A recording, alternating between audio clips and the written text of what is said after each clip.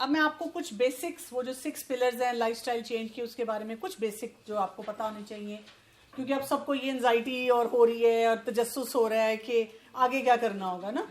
अगर आप इस वीक में सिर्फ अपना मेंटल वर्क करते रहेंगे तो इंशाल्लाह जब हम अगले पार्ट पे आएंगे ना तो आपके लिए आसान होगा। या कोई भी मामला हो तो हमें दुआओं का सहारा ज़रूर लेना चाहिए, दुआएं नहीं भूलनी चाहिए। इस मामले में तो मैं ख़ास तौर पे कहती हूँ हिकमत चाहिए हमें। तो रब्बी हबली हुक्मन बलहिकनी बिस्सॉलिहीन, कि अल्लाह ताला में हिकमत अता फरमाए। अब देखें ना, क्या खाना है, कब सोना है, कोई और कोई बात है, चैलेंज है, उसके मुताबिक फैसला करना है। अब आज देखें कि अभी आपको ब्रेक में सूप सर्व किया गया और चाट सर्व की गई, तो इट्स अ कंप्लीट मील, ये आपका लंच हो गया। और अगर आप घर में भी कभी इस तरह का लंच बनाएं तो मतलब वही बात है कि इट्स अ डूएबल जॉब, जो हेल्दी भी है, आपको उसने एनर्जाइज भी किया है, पैटर्न अच्छा जिसको हम अडॉप्ट करते हैं। ये हिकमत किस काम को कैसे करना है और जो मसाइल और बैरियर्स हैं उनको कैसे क्रॉस करना है, और फिर अच्छे दोस्तों का साथ, सौले लोगों का साथ हो। ऐसी कंपनी में हम उठे बैठे हैं जो हमारे लाइफस्टाइल चेंज के सफ़र को हमारे लिए आसान बनाए, हमारे लिए वो बैरियर्स ना क्रिएट करें। अब जो 6 पिलर्स हैं उनके बारे में हमें क्या बेसिक्स जो है इनको अभी ठीक करना है या उनके बारे में हमें कुछ सोचना है। जब हम डाइट एंड न्यूट्रिशन की बात करते हैं तो बहुत सारे आपको डाइट प्रोग्राम्स मिल जाते हैं, लेकिन ये याद रखिएगा वो सस्टेनेबल नहीं होते। वक्ती तौर पे आप किसी को अडॉप्ट कर सकते हैं, लेकिन अगर आपको लाइफस्टाइल चेंज पे जाना है तो फिर आपको स्लो एंड ग्रेजुअल रहना है। यानी ये नहीं होगा कि आप 5 दिन फाके करें और 6ठे दिन आपका वजन ठीक हो जाए। आपको कॉन्टिन्यूटी से फॉर लाइफ करते चले जाना है, और आप देखेंगे आहिस्ता आहिस्ता आहिस्ता आपकी क्वालिटी ऑफ लाइफ जो है वो बेहतर हो जाएगी। ये भी याद रखना है कि हमारे पास हमारे इर्द गिर्द के लोगों से बड़ी एडवाइस आती है। अभी भी आप घर जाएंगे तो कोई आपको कोई रिमार्क देगा, और ज़्यादातर हमें कैसी रिमार्क्स मिलती हैं? Discouraging remarks. हमें मेंटली भी प्रिपेयर्ड रहना है उसके लिए कि ठीक है, अगर कोई कहता है तो that is their point of view.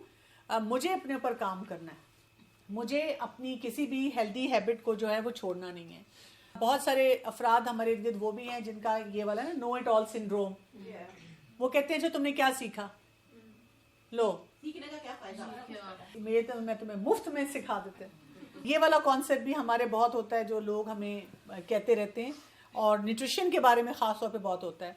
आप कहें कि अच्छा मुझे समझ आई है, मुझे मीठा नहीं खाना, ये तुम्हें पहले नहीं पता था। या बेकरी आइटम्स नहीं खाने, पता थे, हमें सब पता थे, लेकिन एक तरीका होता है जिससे हम फिर सही तरह सीखते हैं कामों को ना। दूसरा ये भी याद रखें, जब भी हम कुछ काम करना शुरू करते हैं तो ये हम चेरी पिक करते हैं डाटा को। चेरी पिकिंग क्या होती है? बीच से निकाल अपनी पसंद की जो बातें मुझे अच्छी लग रही हैं वो तो मैंने सोचा हाँ ये काम करना है, और जो मुझे नहीं ठीक लग रही हैं आपने उनको डिफिकल्ट कह के डिस्कार्ड कर दिया।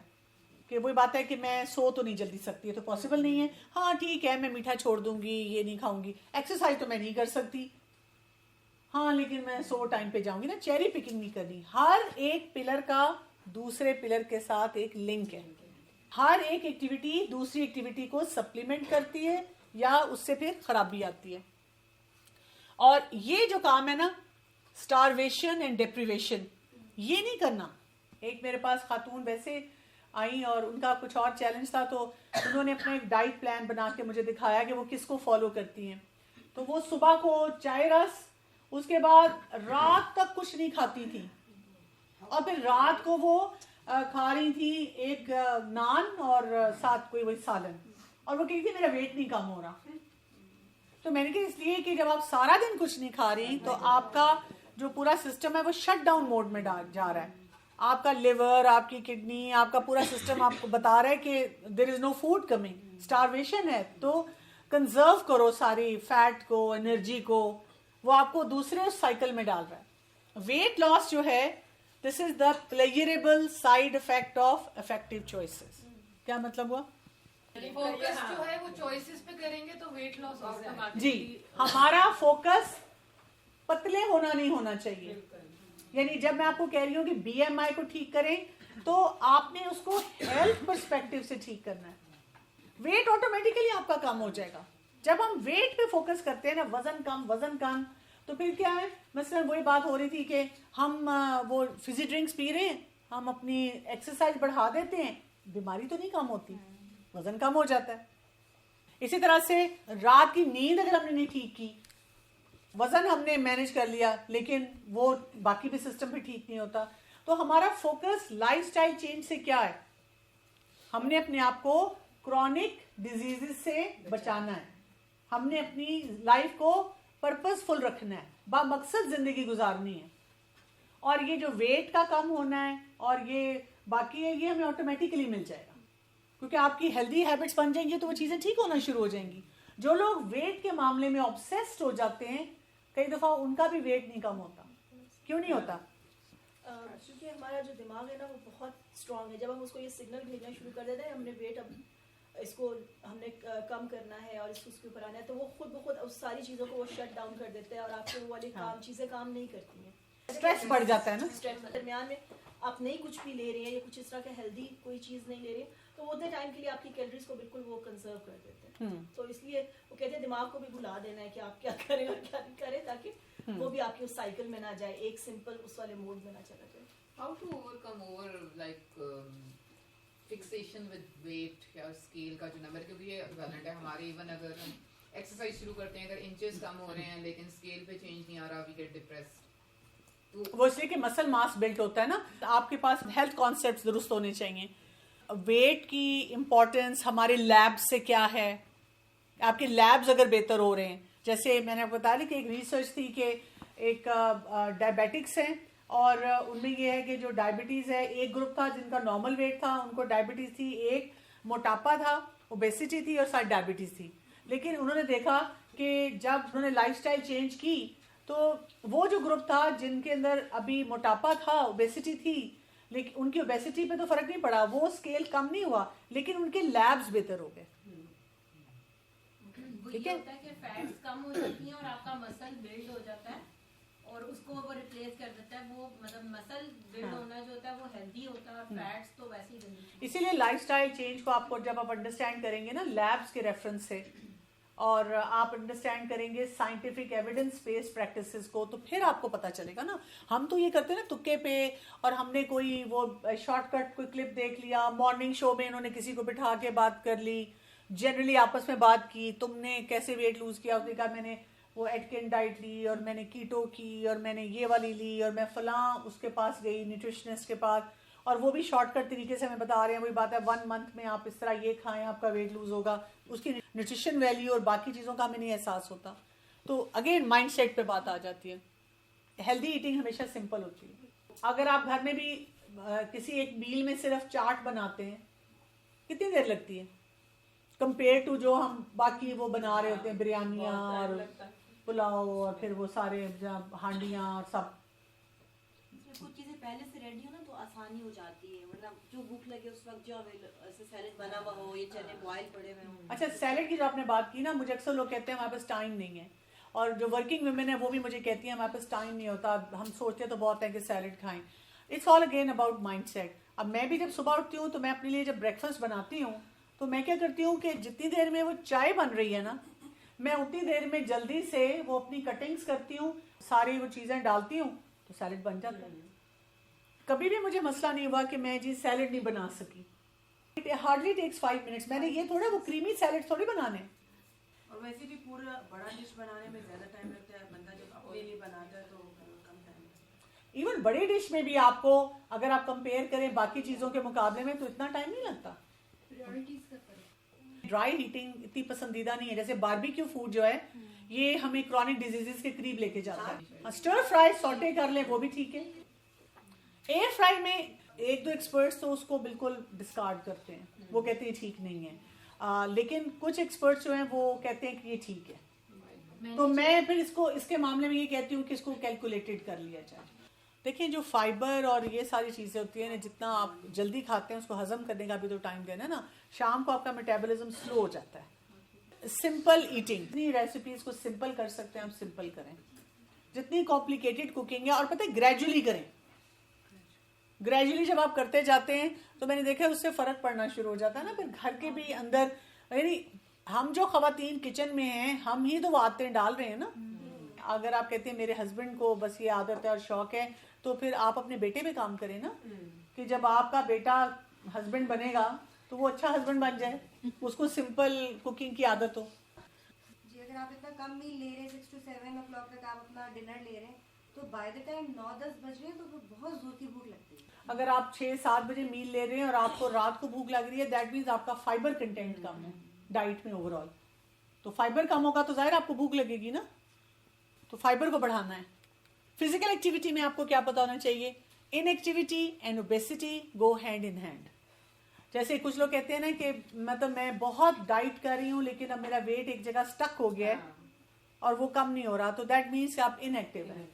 अच्छा, लेकिन अगर आपने वेट को मेंटेन करना है, फिर आप यानी कि फिजिकल एक्टिविटी को करें तो वो मेंटेन हो जाएगा। वेट लूज करना है तो फिर आपको फिजिकल एक्टिविटी भी करनी पड़ेगी और अपनी कैलोरी काउंट को भी ठीक करना पड़ेगा, अपनी डाइट को भी ठीक करना पड़ेगा। वेट मेंटेनिंग के लिए आपको अपनी कैलोरीज और डाइट को नहीं देखना, बस आप फिजिकल एक्टिविटी करें और मेंटेन हो जाएगा। जैसे फर्ज करें आपने फोकस किया, क्योंकि एक एक एरिया पे आप फोकस कर सकते हैं। जैसे आप फोकस कर रहे थे कि मुझे पहले अपना BMI कम करना है, वो मेरा ज्यादा है, तो फिर आप 2 एरियाज पे काम कर सकते हैं कि मैंने अपना फिजिकल एक्टिविटी को भी देखना है और मैंने अपनी डाइट प्लान को भी देखना है। जब आपको लगा कि मेरा BMI ठीक हो गया है, तो फिर आप उस डाइट को मेंटेन कर रहे हैं। अब आप फोकस किस पे कर रहे हैं, एक्सरसाइज पे, ताकि मेरा वेट ना बढ़े। अच्छा डॉक्टर कमल, जैसे ठीक है मीठा खाना भी एक सुन्नत भी है। मैं एक अपनी बात कर रही हूँ कि जैसे अभी मैंने ये खाना खाया है, सूप पी लिया, चाट खा ली, लेकिन स्टिल मुझे ना ऐसा फील होता है कि दोपहर को खास तौर पे खाने के बाद जब मैं कोई मीठी चीज खाऊंगी तो मुझे खाना डाइजेस्ट हो जाएगा, अदरवाइज नहीं होगा। तो ये सारी कोई साइकोलॉजिकल गेम। हाँ जी, ये एडिक्शन है, शुगर एडिक्शन। अब देखिए ना, जिन लोगों को सिगरेट की आदत होती है वो क्या करते हैं, खाने के फौरन बाद निकल जाते हैं सिगरेट। खाने के बाद बाहर जाते हैं, तो ये एडिक्शन है। Even small changes in your level of activity can make big difference. Okay, this had been very helpful for me. यानी एक ऐसा बंदा जो फिजिकल एक्टिविटी से भागता है और मसलन आज मुझे टाइम मिला है थोड़ी सी एक्टिविटी करने का, वॉक करने का, तो मैं अपने आप को कहती हूँ क्या फायदा, तुमने ना पिछले महीने वॉक की, ना पिछले हफ्ते की, ना तुमने कल और परसों और अगले महीने में करनी है, ना तुमने 6 अगले महीनों में करनी है। तो स्टडीज ये प्रूव करती हैं कि अगर आपने इतनी सी भी, आज आपको मौका मिल रहा है ना, आप कर लें। ठीक, अगर आपको ये मौका मिल रहा है ना कि यहां से वहां जाकर कोई चीज अपनी ले आए, तो ले आए, वो भी आपके सिस्टम में चेंजेस ले आएगी। अच्छा, इसमें जो बहुत इंटरेस्टिंग चीज मैंने पढ़ी कि अगर आप 2 घंटे खड़े रहते हैं, जो कि मैंने आज किया है, कि जब आप 2 घंटे खड़े रहते हैं तो आपके चांसेस ऑफ क्रॉनिक डिजीज 10% कम हो जाती है। मैंने इन बातों को कैसे यूज किया, जब मैंने ये पढ़ा मैंने कहा बहुत दफा मैं सिर्फ इसलिए एक्सरसाइज नहीं करती, वॉक नहीं करती, कोई फिजिकल एक्टिविटी नहीं करती कि वही बात है, मेरा अभी कल का भी प्लान नहीं है, मेरा नेक्स्ट डे भी कोई स्केड्यूल बड़ा डिफिकल्ट आ रहा है, मुझे आज भी बहुत सारे काम करने हैं। तो जैसे मैं क्या करती थी, मुझे ऑपरेशन थिएटर में जाना है, डिलीवरी होनी है, सिजेरियन होना है, अब वो जी सर्जन पहले एनेस्थीसिया दे रहे हैं, फिर उसके बाद वो सारा प्रोसीजर शुरू हो रहा है, उसमें आधा घंटा लग जाता था। मैंने तो सिर्फ बेबी को रिसीव करना है ना, तो मैं क्या करती थी, वहां साइड पे बैठ जाती थी। अब मैंने जब ये पढ़ा है तो अब मैं क्या करती हूँ, मैं खड़ी रहती हूँ और मैं इतनी खुश होती हूँ कि मैं फिजिकली एक्टिव हूँ, क्रॉनिक डिजीजेस दूर हो रही हैं मुझसे। जैसे मैंने आपको बताया, मैं बैलेंस एक्सरसाइजेस वहां पे यूं करके, अब ये किसी को नहीं पता चल रहा था, मैंने तो वैसे बाया पहना था, तो मैं वहां पे ना बैलेंस एक्सरसाइज अपनी करती रहती। उससे क्या हो रहा होता है कि मेरी वो एक्टिविटी हो जाती है। And then I realise one thing, जैसे मैं तकरीबन हर साल अपनी टेस्ट करवाती हूँ, और जिस हिसाब से मुझे लगता था कि मेरी लाइफस्टाइल में बहुत सी गड़बड़े हैं, स्पेशली फिजिकल एक्टिविटी के हिसाब से, तो मैं सोचा करती थी फिर क्यों मेरे टेस्ट इतने बुरे नहीं आते। अल्लाह का शुक्र है। वैसे तो मैंने हमेशा इसको इस चीज़ से रिलेट किया कि कुरान की बरकत है, लेकिन मुझे अब एक बात इसके बाद समझ आई कि मेरे बहुत से लेक्चर्स जो होते हैं, मुझे बैठ के पढ़ाने का शौक नहीं, मैं बैठ के नहीं पढ़ा सकती, मैं यूजुअली खड़ी होके पढ़ाती हूँ। और वही बात है कि मेरे तो पूरे पूरे दिन के लेक्चर्स और सेमिनार्स और वो चलते हैं, तो क्योंकि मैं खड़ी रहती हूँ, वो किसी लेवल पे वो फिजिकली एक्टिव मैं हो जाती हूँ। तो आपको जहाँ जहाँ मौका मिले, जैसे वो कहते हैं कि अब लैपटॉप्स हैं, अब हमारा बहुत सारा डिजिटल काम है, तो वो कहते हैं खड़े होकर ना आप अपने वर्क स्टेशन स्टैंडिंग बना लें। स्टैंडिंग डेस्क है, साइकिल्स भी आ गए हैं के साथ साथ आपका साइकिल है, आप काम करें। किसी भी एक्टिविटी को आपको सीढ़ियां 2 दफा चढ़ने उतरने का मौका मिल जाता है, आप खुश हो जाएं कि मैंने आज फिजिकल एक्टिविटी कर ली। इससे फर्क पड़ता है। It's not just positive reinforcement. वो कहते हैं any amount of activity is better than not doing any activity. हमने अपने आप को ये बताया है और बाकी लोगों ने भी हमें सिखाया है, आज वॉक करने का की फायदा, फिर तू लेटे रहना है। जब हम किचन में काम कर रहे होते हैं, उसमें कटिंग कर रहे हैं, बर्तन धो रहे हैं और जो भी मतलब कुकिंग का काम कर रहे हैं, बिल्कुल अक्सर लोग मतलब पुराने हमारे बुजुर्ग या और भी हमें ये मतलब सुनने में आता था कि एग्जैशन है, ये आपकी वो मतलब 2 घंटे अगर 1 घंटा थक रहे हैं। किसी ज़माने में बहुत पसंदीदा एक्टिविटी स्टिचिंग थी और मैंने कभी सामने लगाया था 6 घंटे से ज़्यादा मैं खड़ी रहती थी, इतनी और एहसास नहीं होता था कि वो पसंद का काम था। तो जहाँ पे भी आपको मौका मिल रहा है आप खड़े हों। कितनी एक्टिविटी, मतलब जैसे मैं बहुत इनएक्टिव, बहुत ज़्यादा काम करती एक्टिविटी, कैसे पता चलेगा कितनी मुझे कर लेनी चाहिए? 150 minutes per week, that is the minimum, which is equal to 5 days में आपने 30 minutes per day करनी है। लेकिन आप एकदम नहीं शुरू कर सकते, मे बी आप 5 मिनट से शुरू करें, 10 मिनट से शुरू करें, उसका पूरा तरीका मैं आपको नेक्स्ट टाइम बताऊंगी। तो ये जो इसकी इंटेंसिटी 30 मिनट में किस इंटेंसिटी? मॉडरेट टू जो है स्टर्नेस से, Which is brisk walk? which is brisk walk. Consistency is the key. You are never too old to start a fun movement routine. यानी किसी एज पे भी हम ये ना सोचें कि मेरी तो उम्र ज्यादा हो गई है, अब मैं नहीं कर सकती, क्योंकि हमारे यहाँ पे ये रिटायरमेंट कॉन्सेप्ट बहुत ज्यादा है।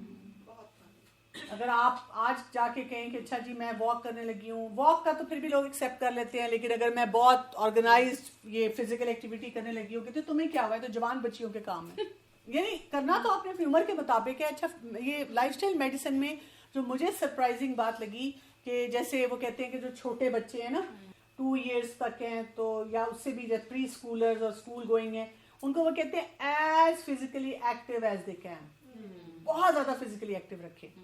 फिर उसके बाद वाले जो बच्चे आते हैं तो उनको वो कहते हैं कि जी उनको 1 hour मिनिमम डेली कुछ फिजिकली एक्टिव होना चाहिए। अच्छा, फिर हमारी एज के जो आते हैं उनको कहते हैं जी वो 30 मिनट्स जो हैं वो एवरी डे वो फिजिकल एक्टिविटी जो है वो कुछ ना कुछ जरूर करते रहें। लेकिन जो 60+ years के लोग हैं उनके लिए वो जितना एक्टिविटी वो बताते हैं ना 30 to 60 years की, उससे ज्यादा बताते हैं। वो कहते हैं कि उनको ज्यादा एक्टिव होना है। जो खवातीन प्रेगनेंसी से पहले फिजिकली एक्टिव हैं, जिम जाती हैं या वैसे एक्सरसाइजेस सारी करते हैं, वो कहते हैं अनलेस कोई क्लियर वो लिस्ट है कॉन्ट्राइंडिकेशंस की, उसके अलावा वो पूरी अपनी एक्सरसाइजेस और एक्टिविटीज कर सकती हैं और उनको करते रहना चाहिए। ये जो हम कहते हैं ना आजकल डॉक्टर जनाब अजीब हैं, सिजेरियन फौरन कर देते हैं, नहीं, हम अजीब हैं, हम अपने लाइफस्टाइल्स को ठीक नहीं करते। अगर हम अपना लाइफस्टाइल ठीक रखें तो चांसेस ऑफ सिजेरियन भी बहुत ड्रॉप हो जाता है।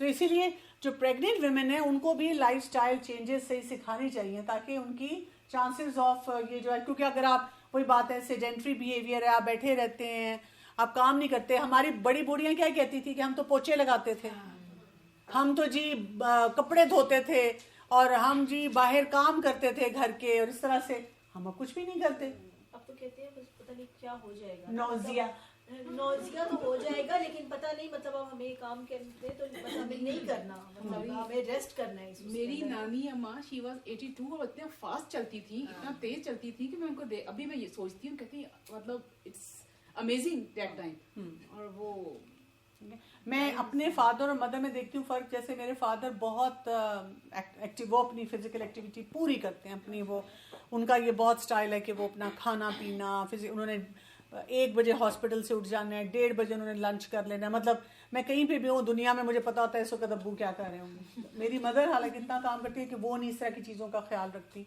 ही इज इन 80s, लेकिन हम देख रहे थे बिकॉज वो अपने ये बैलेंसिंग एक्सरसाइजेज सब कुछ करते हैं, तो वो इतना फर्म स्टेप्स रख रहे थे। तो अब मैं अपने दिमाग में वो जो अपना डिज़ाइन फ्यूचर बनाती हूँ, अगर मेरी ये एज होगी तो मुझे अपने मसल्स को ऐसा करना है कि मैं उस वक्त अच्छी तरह चल सकूँ, यानी कि वो अल्लाह ही तौफीक देता है ना कि आप फिर काम कर सकें।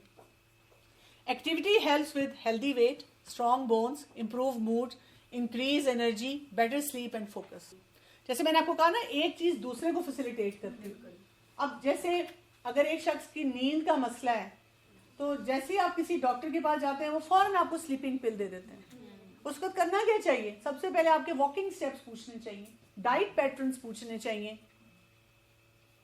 और आपका स्ट्रेस लेवल देखना चाहिए। ये बाकी पिलर्स, क्योंकि जब एक पिलर की प्रॉब्लम होगी तो हम उसको भी एनालाइज करेंगे और बाकी पिलर्स को भी एनालाइज करेंगे।